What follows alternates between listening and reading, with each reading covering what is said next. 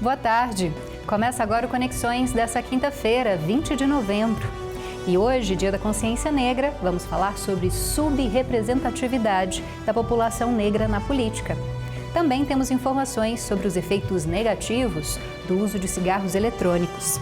Vem com a gente, o programa já está no ar.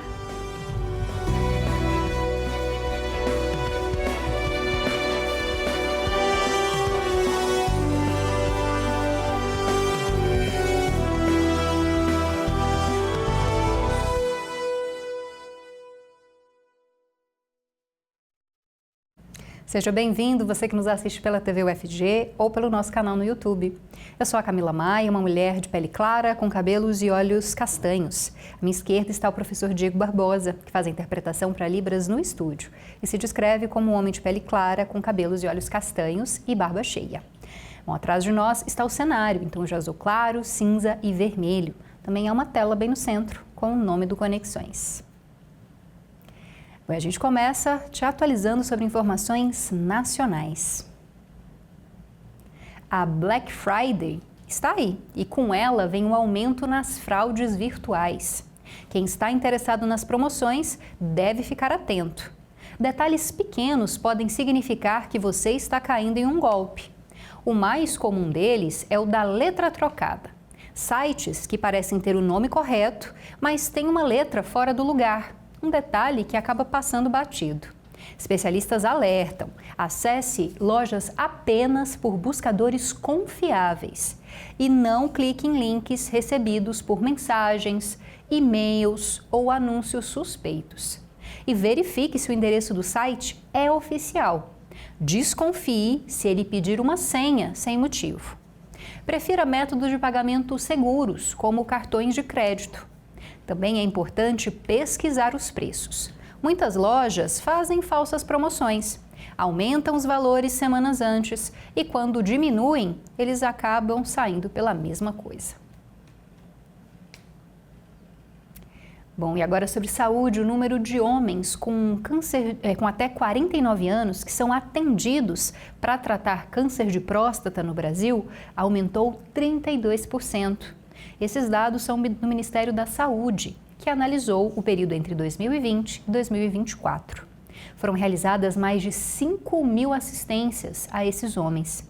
O câncer de próstata preocupa principalmente homens com mais de 60 anos de idade. Mas aqueles mais jovens, com menos de 49 anos, também podem sofrer com o problema.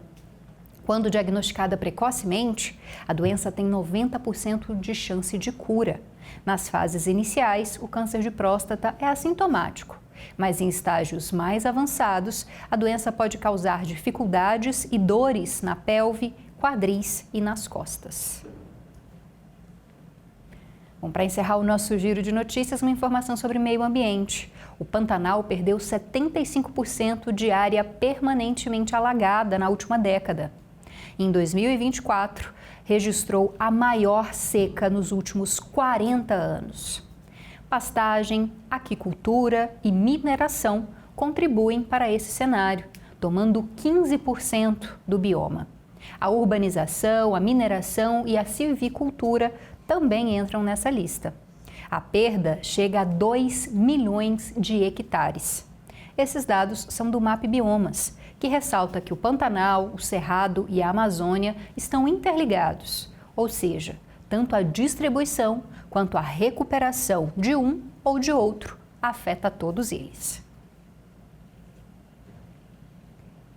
Bom, mudando de assunto, a gente fala agora sobre violência. O relatório Pele Alvo, que foi divulgado no mês passado, mostrou que 86% do total de mortes decorrentes de intervenções policiais foram de pessoas negras. E esses dados são de 2024. Entenda mais informações na matéria da TV Brasil. A cor da pele é o fator mais determinante para casos de morte violenta cometidos pelas forças policiais.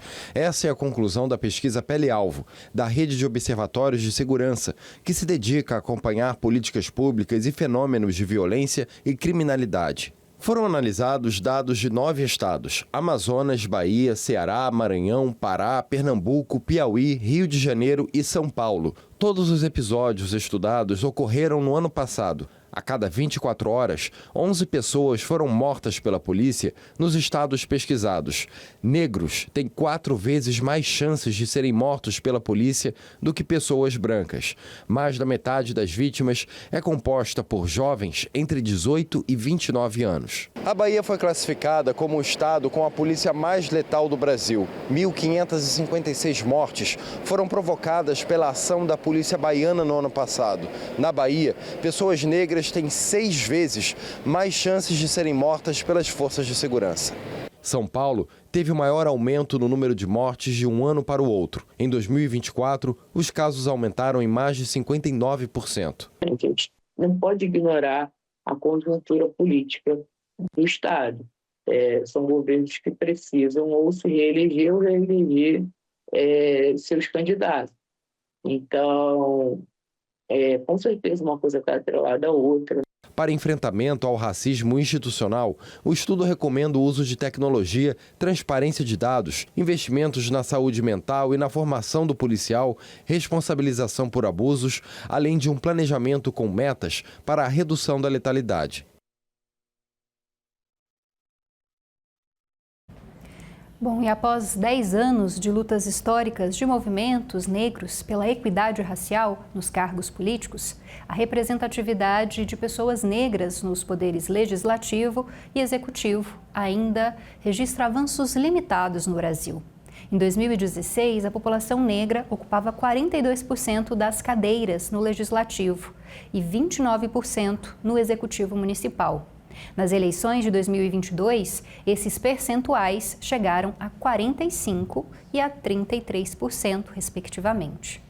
No Congresso Nacional, enquanto 20% dos deputados e senadores eram negros em 2014, essa população representava 26% em 2022. Essa análise faz parte de um levantamento do Instituto de Estudos Socioeconômicos em parceria com o coletivo Common Data. Para analisar um pouco essa situação da subrepresentatividade da população negra na política, que é mais de 50% do total de brasileiros, mas ainda tem esses números pequenos de representação, a gente conversa agora com o Neville Vilas Boas, que é professor do Instituto Federal de Goiás e também sociólogo. Ele já aparece aqui na nossa tela para conversar com a gente. Olá, professor, seja bem-vindo. Peço que para começar o senhor se descreva para o nosso público cego de baixa visão. Olá, Camila. Olá, Diego. Olá a todas as pessoas que nos acompanham. Sou o Neville, um homem negro, cabelos crespos curtos, uso óculos, tenho uma barba grisalha. Nesse momento estou com uma camisa marrom clara e atrás de mim uma parede de fundo branco do laboratório aqui do Instituto Federal onde eu trabalho. Bom, professor, a gente apontou que houve algum avanço em relação à representatividade da população negra na política, mas isso ainda é muito pequeno em relação à porcentagem da população negra total no nosso país. Ao que se deve isso, professor? É o racismo mesmo escancarado? Sim, Camila, sem dúvida. E aí, para responder essa pergunta, nós precisamos partir da compreensão de que o racismo atua em 2 esferas, né? Ele atua fora do sistema político e atua também dentro do sistema político. Atuando fora do sistema político, ele ainda dificulta a possibilidade, as aspirações de pessoas negras a adentrar a partidos políticos e a colocar os seus nomes à candidatura por uma série de fatores, né? Ainda a prevalência de situações econômicas desfavoráveis, da violência, enfim, de discriminações as mais diversas e múltiplas, atuando fora ainda do sistema político, impedindo que as pessoas negras adentrem os partidos e concorram. E dentro do sistema político nós ainda temos também bastantes desigualdades, né? Embora mais recentemente alguns mecanismos tenham sido criados, né? Enfim, só de 2014 para cá é que temos os dados de autodeclaração racial e étnica e são possíveis, né, de serem pesquisados e acompanhados, mas a gente tem visto também que dentro do próprio sistema político, do sistema partidário, do sistema eleitoral, ainda existem barreiras para cumprir as próprias regras, né, que o sistema político coloca para si. Então, sim, ainda temos barreiras que passam pelo racismo e pela falta de reconhecimento das lideranças partidárias da importância dessa questão. Professor, a existência de cotas, ela é suficiente para tentar reverter essa situação ou deveria haver outros tipos de políticas públicas também? As cotas são necessárias, mas as cotas por si não são suficientes, né? Elas são um mecanismo muito importante que primeiro apontam que existe esse problema, reconhece a existência do problema e cria ali primeiros mecanismos para que pessoas negras possam ingressar nos partidos políticos e concorrer a cargos, seja do legislativo, seja do executivo. Agora, só isso não basta. É preciso que os partidos, as lideranças partidárias reconheçam a importância disso, né? E que também haja, né, o correto planejamento e a correta distribuição do financiamento para campanhas políticas de pessoas negras, né? A gente sabe o peso que o financiamento das campanhas ainda tem no processo eleitoral. É claro que isso vai obedecer a dinâmicas diferentes, a depender do cargo, né? Se no legislativo, se no executivo, em qual esfera essa disputa eleitoral acontece, mas nós sabemos que muitas vezes, né, as candidaturas negras não são acompanhadas pelo financiamento, né? Nós temos ainda muitos problemas de candidaturas que são apresentadas simplesmente para cumprir as cotas, mas que efetivamente têm pouco papel, pouca competitividade eleitoral, e isso passa, entre outras coisas, por garantir o financiamento adequado. Então, esse ainda é um dos principais obstáculos dentro do sistema político para que a gente veja mais pessoas negras ocupando cadeiras, seja no executivo, seja no legislativo. Professor, para finalizar, qual é a importância da representatividade de pessoas negras, da existência de deputados, vereadores, senadores, quem sabe um presidente, pessoas em cargos, né, de poder que sejam negros e negras? Bom, embora os estudos que relacionam raça, racismo e política sejam relativamente recentes, os movimentos negros brasileiros, né, especialmente o movimento negro unificado dos anos 70 em diante, apontou muito veementemente essa subrepresentatividade de pessoas negras no sistema político também, né, além de outras esferas da sociedade. Então, esse já é um problema apontado há bastante tempo. Então, a importância da representatividade, ela passa, por um lado, né, no sentido de ter a população brasileira representada lá, no que diz respeito aos seus grupos étnico-raciais também, né? Não é possível que uma população como a brasileira continue tendo como representantes legislativos e agentes do executivo predominantemente pessoas brancas, né? Isso não condiz com a composição populacional da população brasileira, e isso implica no não atendimento de uma série de pautas importantes. Por outro lado, é preciso pensar também que a mera entrada de pessoas negras lá também não garante, né, que essas pautas vão ser atendidas. Então, a representatividade ela precisa ser vista em dois sentidos. Tanto numericamente, do ponto de vista da equidade populacional entre a população negra, né, no Brasil e os representantes negros nos cargos políticos, mas também é preciso ter representantes que estejam atentos para as necessidades e demandas da população negra, das populações mais pobres, periféricas. Então, não é só essas pessoas entrarem nesses cargos, elas entrarem e atenderem, né, a partir dos seus programas e planejamentos políticos e a partir da sua atuação política, atenderem às pautas que são fundamentais para a população negra no Brasil. A gente conversou com o sociólogo Neville Vilas Boas, professor do Instituto Federal de Goiás. Muito obrigada, professor. Seja sempre bem-vindo e uma boa tarde. Boa tarde. A gente vai para um rápido intervalo e daqui a pouco volta com mais informações.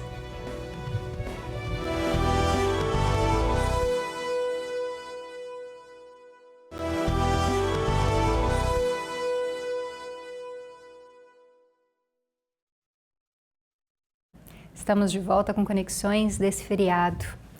Cientistas da Universidade Federal de Goiás alertam que o uso de cigarros eletrônicos causa danos no DNA e aumenta as chances de desenvolver câncer. Saiba mais informações agora na nossa reportagem. Embalagens coloridas, sabores variados e fumaça adocicada escondem os danos à saúde, muitas vezes irreversíveis. Apesar de proibido no Brasil, o uso de vapes, pods e canetas eletrônicas não para de crescer. De acordo com o Instituto de Pesquisas IPEC, nos últimos 6 anos, a quantidade de usuários aumentou 600% em todo o país e chegou a 3 milhões de pessoas em 2024. Os resultados preliminares da pesquisa de doutorado revelam que jovens fumantes de 18 a 30 anos têm utilizado mais dispositivos eletrônicos do que cigarro comum, mas estudos feitos em laboratório indicam que dispositivos eletrônicos causam danos no DNA e, por consequência, sérios riscos à saúde. Com esse acúmulo de mutações nesses indivíduos, podem desenvolver doenças, né? São doenças relacionadas à respiração e ao pulmão. E também ela pode se acumular no seu organismo, desenvolver câncer, né? Hoje em dia a gente vê que o câncer desses usuários não estão mais atrelados ao pulmão, mas também à bexiga, ao útero, à pele, também à fecundidade. O estudo tem sido desenvolvido em Goiânia pelo Laboratório de Mutagênese da Universidade Federal de Goiás. Foram analisadas amostras de cerca de 200 voluntários. O próximo passo é ampliar o grupo para 400 e buscar indícios de envelhecimento precoce. Trabalhando nessa pesquisa desde 2023, né? Desde o meu mestrado, agora está no doutorado. A gente pretende concluir todas as avaliações, devolver esses resultados para a sociedade e conseguir poder fomentar alguma política pública para, de fato, proibir o uso desses dispositivos. Não regulamentar, mas sim proibir. Bom, para encerrar esse nosso programa especial de feriado de Dia da Consciência Negra, a gente traz um conteúdo especial para celebrar esse mês de novembro e também essa data tão importante, né? Dessa vez, a entrevistada do nosso quadro é a professora da Universidade Federal de Goiás, Luciene Dias. Acompanhe um pouco da trajetória e também das reflexões da professora sobre a importância das pessoas negras nas universidades.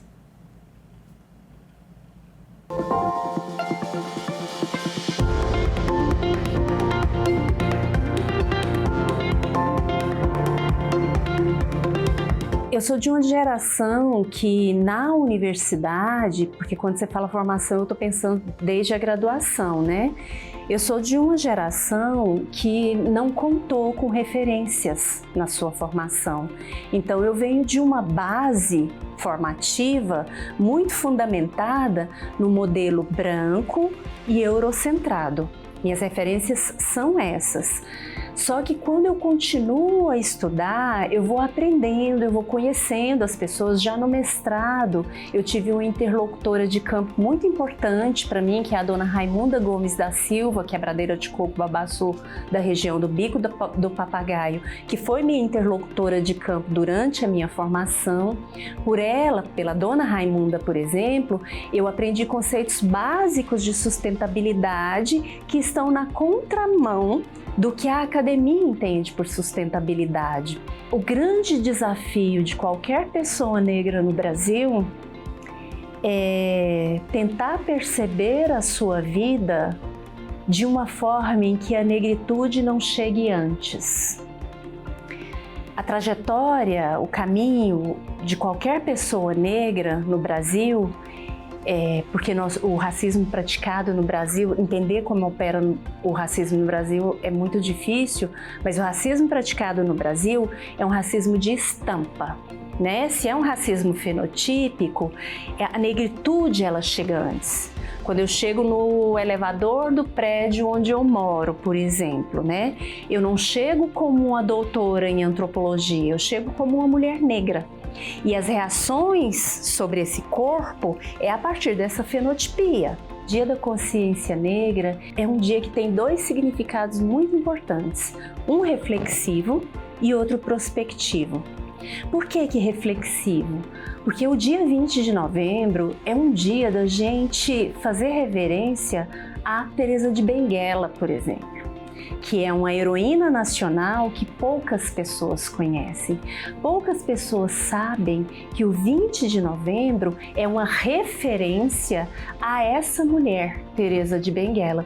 Então talvez seja um momento para a gente passar a história limpo, e aí entra no segundo propósito na minha leitura agora, para o 20 de novembro, que é reeducar para o futuro.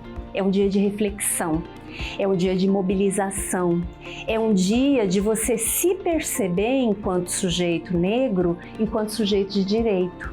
O que eu acho de verdade é que depois da presença de pessoas negras fazendo ciência, nunca mais a ciência vai ser a mesma, porque a gente está rompendo com o perigo da história única, como coloca a Chimamanda Adichie, né? Toda história que é só uma, ela é única, ela é perigosa, porque nós somos plurais. Nós somos diversos, nós somos muitos. E aí, tendo cientistas negros e negras, cientistas indígenas, pessoas com deficiência fazendo ciência, a gente consegue abalar essa estrutura. Porque a gente começa a se movimentar e aí, de fato, a gente começa a abalar essa estrutura. Uma pessoa racista que entra numa sala de hoje, graduação, uma estudante racista, um estudante racista que entra na sala de aula da graduação, olha para frente e vê uma professora negra, ela tem a estrutura dela abalada. Se eu pudesse dar um conselho, seria esse: busquem referências parecidas com você, em todos os sentidos. Mas como o racismo ainda opera a partir da fenotipia, é um ato político você desejar uma referência negra. É um ato político você desejar uma referência indígena. É um ato político você desejar uma referência LGBT. Então busca se ver. Olha quem escreveu sobre sexualidade, quem escreveu sobre negritude, quem escreveu sobre amor. Porque ao buscar se ver, né, você constrói um futuro mais sólido, mais real.